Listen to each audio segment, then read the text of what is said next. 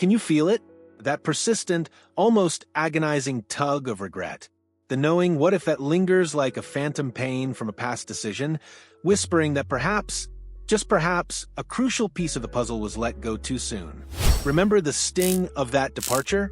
The collective sigh of disappointment, the sense of a vital spark extinguished when Nazem Kadri, a fiery, skilled center who embodied the very grit and passion Toronto craved, was traded away from the blue and white.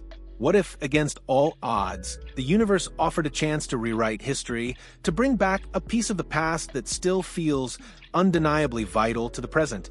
This isn't just idle speculation, a wistful glance into a bygone era. It's a deep dive into a scenario that, while fraught with complications and low probability, demands consideration. The Toronto Maple Leafs, in their relentless, almost desperate pursuit of a Stanley Cup, must by all accounts at least ask the question about Nazem Kadri. It's a question that speaks to the heart of their identity, their needs, and the ghosts of decisions past. Tonight, we're peeling back the layers of a potential reunion that could shake the very foundations of Leafs Nation. A move that could either be a stroke of genius or a gamble too far. Let's cast our minds back, shall we? With all due respect to the unfortunate failure of Kyle Dubas to re-sign Zach Hyman, the decision to part ways with Nazem Kadri was arguably his most significant misstep, involving an already established, impactful player on the roster. Kadri wasn't just a player, he was a lightning rod, a fan favorite, a player who consistently elevated his game in the playoffs, albeit sometimes crossing the line with his intense competitive fire. His departure left a palpable void, not just in the lineup, where his two-way play and offensive punch were sorely missed, but also in the hearts of a significant portion of the fan base. There was a sense that a piece of the team's soul had been traded away, a certain edge, a defiant snarl that was irreplaceable. And it's precisely because of that lingering sense of error, that profound feeling of a mistake needing correction, that there's an overwhelming, almost desperate interest among a segment of the Toronto Maple Leafs faithful to rectify that decision. Even if Kadri is now 35 years old, carrying a substantial $7 million AV contract that runs until he's 38, it's a testament to his enduring impact and perhaps to the perceived shortcomings of the team since his departure that fans are willing to overlook the practicalities for the emotional satisfaction of a reunion. It's a powerful testament to the connection he forged with the city and its passionate supporters, a bond that time and distance have failed to diminish. It's also worth noting a fascinating twist of fate, a thread of destiny that weaves through this entire narrative.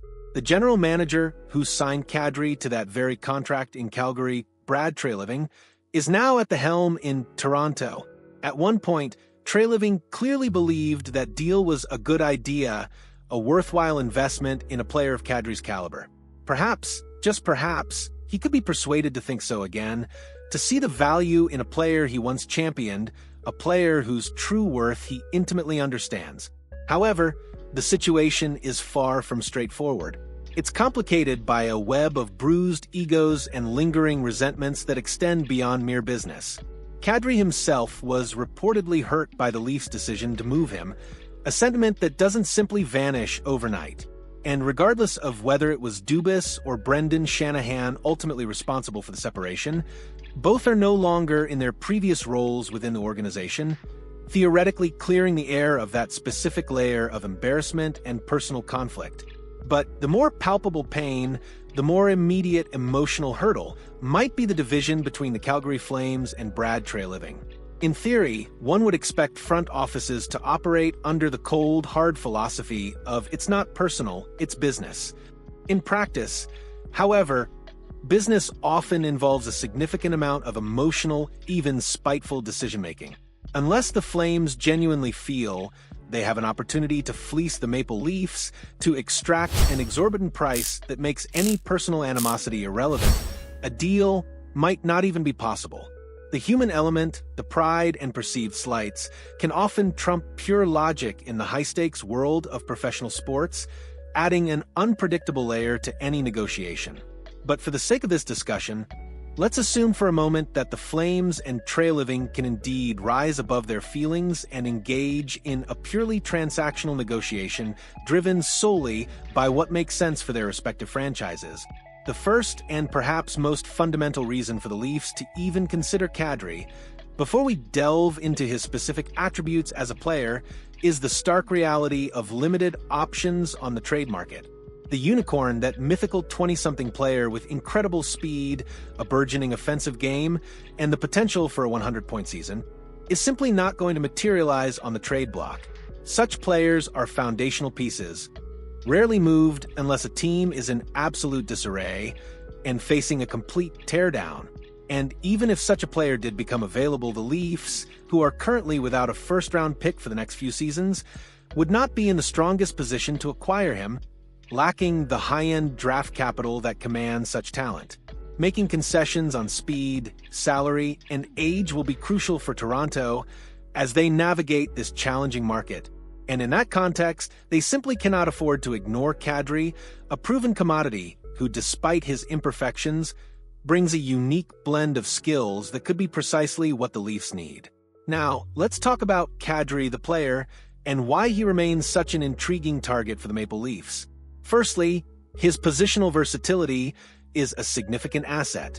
Kadri is an elite center who can comfortably play either 2C or 3C, providing invaluable depth down the middle. This flexibility would allow head coach Craig Berube to deploy his top talent more effectively, whether it's having Kadri anchor a line or, crucially, to shift either Kadri or John Tavares to the wing, creating different looks and optimizing their top six forward combinations. This kind of positional versatility is a luxury for any coach, allowing them to adapt to matchups, cover for injuries, or simply to spark a struggling line by changing up the chemistry. Furthermore, Kadri's ability as a puck mover and carrier is another significant asset for the Leafs. While he may not possess the sublime, effortless puck-carrying artistry of a Mitch Marner, he can certainly be considered a Marner-light option and potentially the best available on the market for that specific skill set. He's not William Nylander when it comes to carrying the puck through the neutral zone with dazzling speed, but he moves the puck almost as effectively, ensuring that the Leafs' top 9 forwards aren't forced into a detrimental dump-and-chase mentality. His presence would help maintain possession, facilitate clean zone entries, and keep the offensive engine humming, a critical component of Toronto's high-octane attack. Kadri also brings a much-needed dose of 200-foot responsibility to the forward group. While he's by no means a dedicated penalty killer or anywhere near the defensive acumen of a truly elite shutdown forward, he plays with a certain awareness and commitment that can elevate the overall defensive effort of his line. He's not afraid to get back, to engage in puck battles, and to play a more complete game than he often gets credit for, contributing to both ends of the ice. But perhaps Kadri's greatest differentiator, and something that both Craig Berube and Brad Treliving are undoubtedly yearning for, is that elusive quality of polish, a refined edge, a competitive fire that manifests in a myriad of ways. Kadri plays with snarl, with an intensity that can be both a blessing and a curse.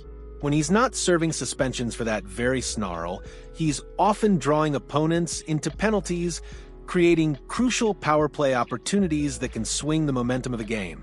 If care is defined by the number of shoves a player delivers to opponents after the whistle, then Kadri cares quite a bit. He brings a physical element, a willingness to engage in the dirty areas, and a playoff-tested temperament that the Leafs have at times sorely lacked, particularly when the games get tighter and the stakes get higher. He's a player who thrives in the crucible of intense competition, a true warrior when the chips are down. Now let's flip the script and consider why the Calgary Flames, despite any lingering animosity or bruised feelings, might actually entertain a trade with the Maple Leafs.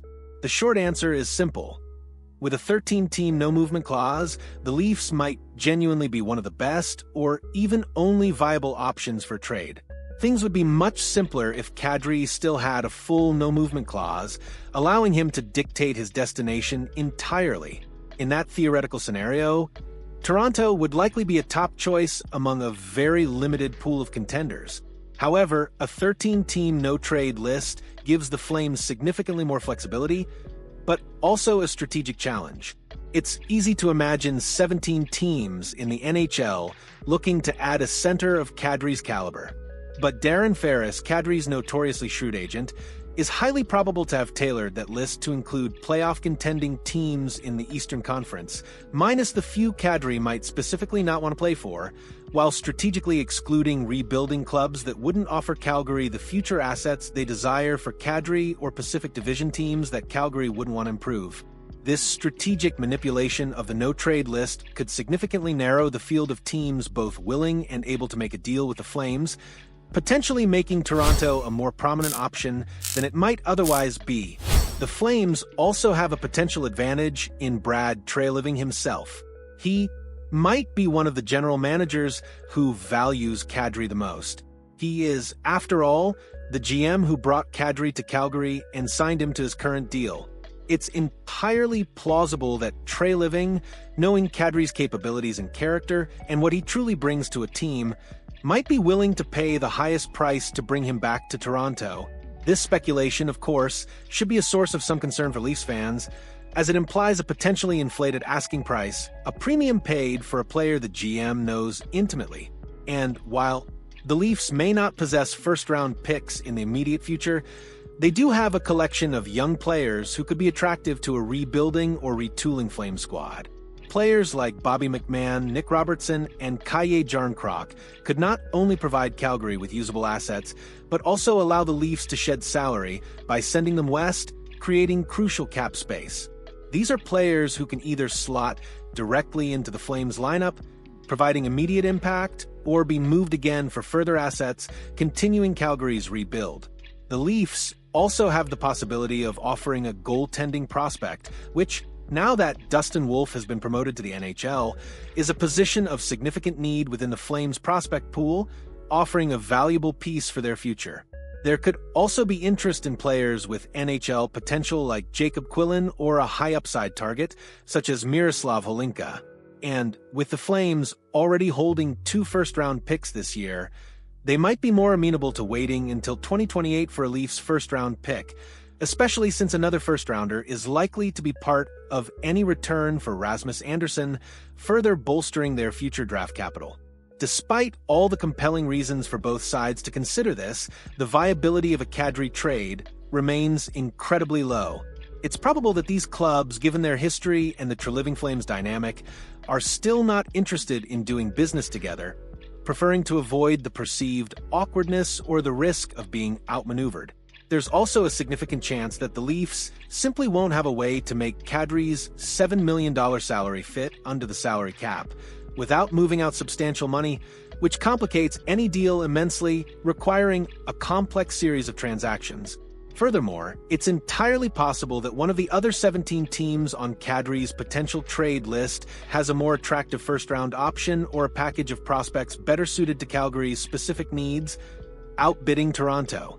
And perhaps, just perhaps, this entire discussion is simply the wistful longing of a Leafs fan looking longingly at a Kadri jersey hanging in the back of the closet, hoping to wear it again, a powerful blend of nostalgia and unfulfilled desire.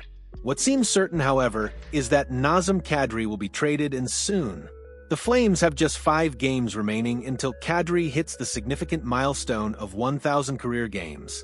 And, according to reports, after that benchmark, he's gone.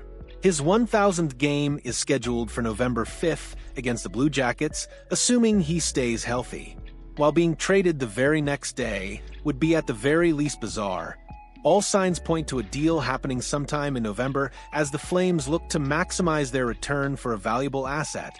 So, if it's not Kadri himself who ultimately returns to the blue and white, Brad Treliving must at the very least consider Nazem Kadri as the model for the ideal target the Leafs should be pursuing.